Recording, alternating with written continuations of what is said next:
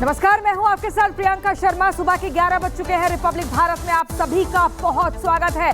बड़ी खबर के साथ बुलेटिन की शुरुआत करेंगे। कश्मीर का किंग कौन, इसके नतीजे आने में अभी समय है, लेकिन आज दूसरे चरण का मतदान हो रहा है। 26 सीटें हैं, जिसमें कश्मीर की 15, जम्मू की 11। और ऐसे में मुख्य तौर पर बड़ी बात यह है कि कई बड़े चेहरे ऐसे हैं जिनकी साख दांव पर लगी हुई है। उसमें उमर अब्दुल्ला की बात करें, रविंद्र रैना की बात करें, तो तमाम ये चेहरे हैं। लेकिन इसी बीच आपको बता दें, जम्मू कश्मीर में कांग्रेस और नेशनल कॉन्फ्रेंस मिलकर चुनाव लड़ रहे हैं।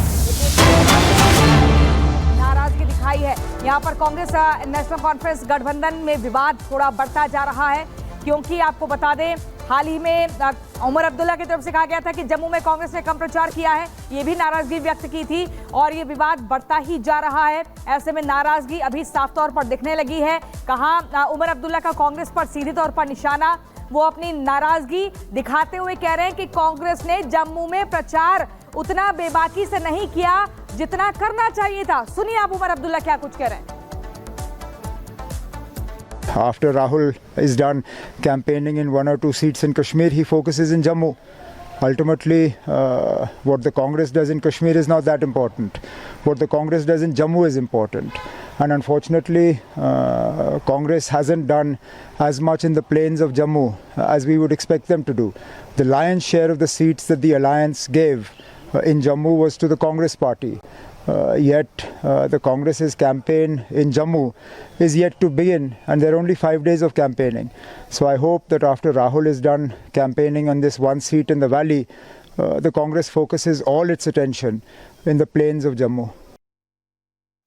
अब्दुल्ला का बयान सुना और इसको लेकर अब बीजेपी भी सवाल पूछ रही है। शहजाद पूनावाला ये कह रहे हैं कि ये जो गठबंधन है कांग्रेस और एनसी का, ये गठबंधन नहीं, ये कंफ्यूजन है। सुनिए जरा क्या कह रहे हैं शहजाद पूनावाला। गठबंधन में निकाह से पहले ही 3 तलाक शुरू हो चुका है और ये इसलिए हो रहा है क्योंकि ये दोनों पार्टी पीपीपी के प्रिंसिपल पर चलती है। पाकिस्तान परस्ती, पत्थरबाजी और परिवारवाद। और 370 से हटने के बाद आज जम्मू कश्मीर के अवाम के पास स्पेशल स्टेटस है। इन 3 परिवारों का स्पेशल स्टेटस खत्म हो चुका है और इसीलिए किसी को 2 सीट से लड़ना पड़ रहा है, कोई जम्मू में अपनी जमीन तलाश रहा है और इनके पैरों तले जमीन नहीं बची है और इसीलिए एक दूसरे पर आरोप प्रत्यारोप का दौर शुरू हो चुका है। रुक करते सहयोगी मीनाक्षी का जुड़ रहे ग्राउंड जीरो से। मीनाक्षी, सेकंड फेज की वोटिंग लगातार सुबह से चल रही है, लेकिन इस बीच जो कांग्रेस और एनसी के बीच विवाद है, जो अंतरकलह है, वो भी खुल के सामने आ रही है। हालांकि इस बीच जो वोटिंग जो सेंटर्स हैं, वहां पे माहौल क्या दिखाई दे रहा है? बिल्कुल, देखिए सबसे पहले बात कर लेते हैं उमर अब्दुल्ला ने जो बयान दिया है। उमर अब्दुल्ला थोड़ी देर पहले ही आए थे यहाँ पर, वोट कास्ट करके वो अपना गए हैं, लेकिन इस दौरान उनसे एक सवाल पूछा गया था जिसमें पहले तो मेरी आवाज़ सही करिएगा प्लीज़। और उनसे एक सवाल पूछा गया था। सवाल ये था, सवाल उनसे ये पूछा गया था कि आपने जो पहले एक स्टेटमेंट दिया था कांग्रेस को लेकर कि कांग्रेस ने श्रीनगर में या कश्मीर में क्या कुछ किया है वो मायने नहीं रखता है, लेकिन जम्मू में क्या करी वो मायने रखता है। जिसके जवाब में उमर अब्दुल्ला की तरफ से ये बयान दिया गया। उनकी तरफ से कहा गया कि देखिए, हमने ज़्यादा से ज़्यादा सीटें जो है जो बंटवारा किया था वो सबसे ज़्यादा हमने जम्मू में उन्हें दी थी। अब क्योंकि तीसरे चरण के चुनाव के प्रचार के लिए मात्र 5 दिन शेष रह गए हैं, तो ऐसे में हमें उम्मीद ये थी कि कांग्रेस खुल करके वहां पर अपना प्रचार प्रसार करते हुए नजर आएगी, लेकिन उनकी तरफ से प्रचार प्रसार वहां पर नहीं किया गया है। क्योंकि आज 26 सीटों पर जिन पर चुनाव चल रहे हैं, उसमें से 20 सीटों पर जहां पर नेशनल कॉन्फ्रेंस खड़ी हुई है, तो वहीं पर 6 सीटें ऐसी है जिस पर कांग्रेस अपनी दावेदारी ठोक रही है। लेकिन जम्मू को लेकर के, क्योंकि जम्मू की सीटें भी बेहद महत्वपूर्ण हो जाती है और उन 43 सीटों पर आखिरकार कांग्रेस किस तरीके से प्रदर्शन करती है, ये सब कुछ डिपेंड करेगा। अगर कश्मीर में, जम्मू कश्मीर में सरकार नेशनल कॉन्फ्रेंस और कांग्रेस गठबंधन को बनानी है, उनके द्वारा यह भी कहा गया था कि नेशनल कॉन्फ्रेंस और कांग्रेस का जो गठबंधन है वो मजबूती के साथ खड़ा हुआ है, लेकिन वो यहाँ इस बात से बिल्कुल भी नहीं चूके। ये बात वो याद कराते गए कि राहुल गांधी के द्वारा या उनकी पार्टी के द्वारा, कांग्रेस के द्वारा उतना प्रचार प्रसार वहां पर नहीं किया गया जम्मू में जितना कि उन्हें करना चाहिए था। हालांकि कश्मीर को लेकर के वो जरूर मानते हैं कि यहाँ पर नेशनल कॉन्फ्रेंस अपना दबदबा कायम रखने में कामयाब होगी, लेकिन उन्हें जम्मू को लेकर के कहीं ना कहीं अभी थोड़ी और मुश्किलों का सामना करना पड़ेगा, क्योंकि नेशनल कॉन्फ्रेंस हो या पीडीपी हो, उतना दबदबा जम्मू रीजन में उनका नजर नहीं आता है जितना कि कश्मीर रीजन में नजर आता है। अब अगर हम 2014 की बात कर ले तो 2014 में जिन 15 सीटों पर, यानी कि आज कश्मीर में जिन 15 सीटों पर चुनाव हो रहे हैं, उनकी स्थिति ये थी कि यहाँ पर नेशनल कॉन्फ्रेंस के हिस्से 7 सीटें गई थी और वहीं पीडीपी के हिस्से 4 और नेशनल इसके अलावा कांग्रेस के हिस्से 2 सीट, बीजेपी के हिस्से 1 सीट और निर्दलीय के हिस्से 1 सीट गई थी। अब ऐसे में चाहत ये बरकरार रखी जा रही है कि जिन 11 सीटों पर जम्मू में चुनाव हो रहे हैं, वहां पर नेशनल कॉन्फ्रेंस तो भले ही अपना दबदबा नहीं दिखा पाएगी, लेकिन ये उम्मीद की जा रही थी कांग्रेस से कि कांग्रेस अपना दबदबा वहां पर कायम करे, वहां अपना दबदबा दिखाए।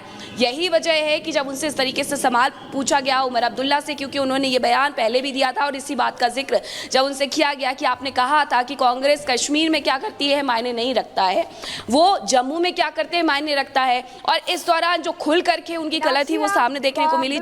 मीनाक्षी, अब लगातार ग्राउंड जीरो से एक तस्वीर बता रही है, चुनावी गणित समझा रहे हैं, लेकिन इसी बीच दर्शकों को बता दें कि जम्मू कश्मीर में आज दूसरे चरण का मतदान हो रहा है और इसी को देखने के लिए 16 देशों के राजनयिक जम्मू कश्मीर के दौरे पर हैं।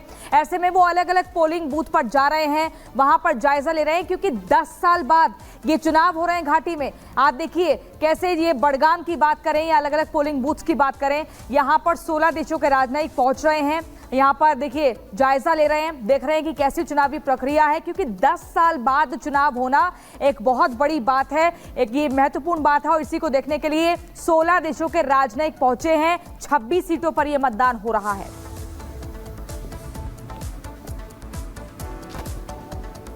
और चलिए आगे बढ़ते हुए बात करते हैं उत्तर प्रदेश के मुख्यमंत्री योगी आदित्यनाथ के लिए गए बड़े फैसले की।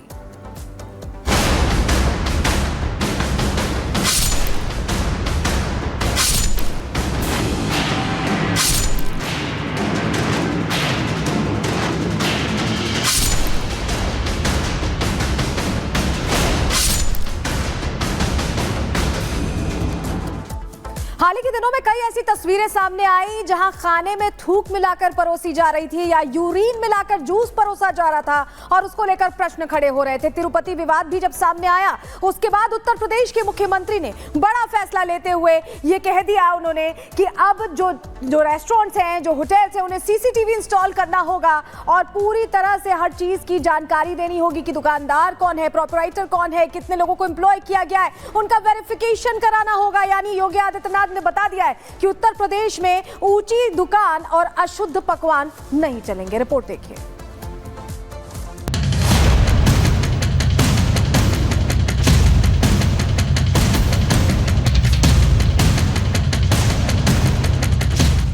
योगी का फरमान जारी, विपक्ष की सियासत भारी। ढाबा रेस्टोरेंट को फरमान, विपक्ष क्यों परेशान।